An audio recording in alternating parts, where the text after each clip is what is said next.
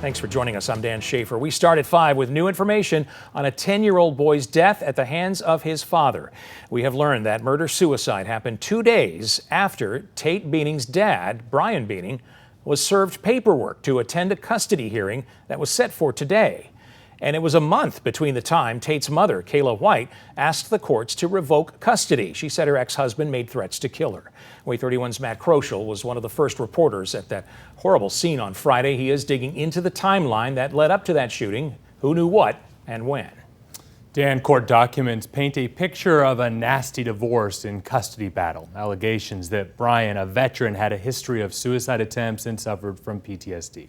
Claims that never went before a judge because Brian shot his son and then himself 4 days before he was supposed to be in front of that judge, even though Kayla asked the courts to step in and remove her son from the custody, or at least make those visitations supervised a month earlier.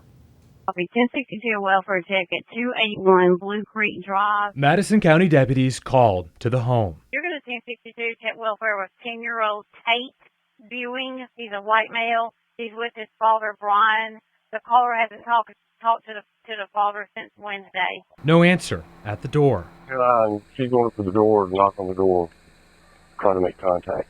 That's when Kayla says she entered Brian's home through an unlocked door looking for her son. It was her, not deputies inside, that discovered the bodies of her son Tate and his dad. I'm getting an ambulance around, also 245 crime scene.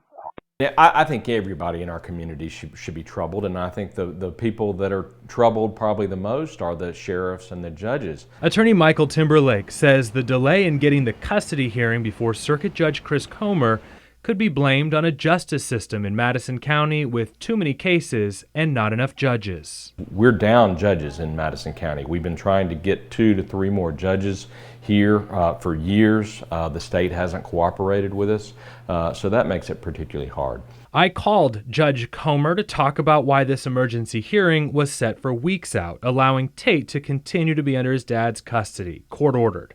The judge saying no comment to our questions. Especially when there's a tragedy like this and people are going to want to go back and look at it and say, okay, was this avoidable? Should something have been done to avoid this? Outrage over a system many are saying failed Tate, and questions about how responding deputies handled the call. Hindsight's 20/20 in these situations, but obviously in this case it ended up a tragedy.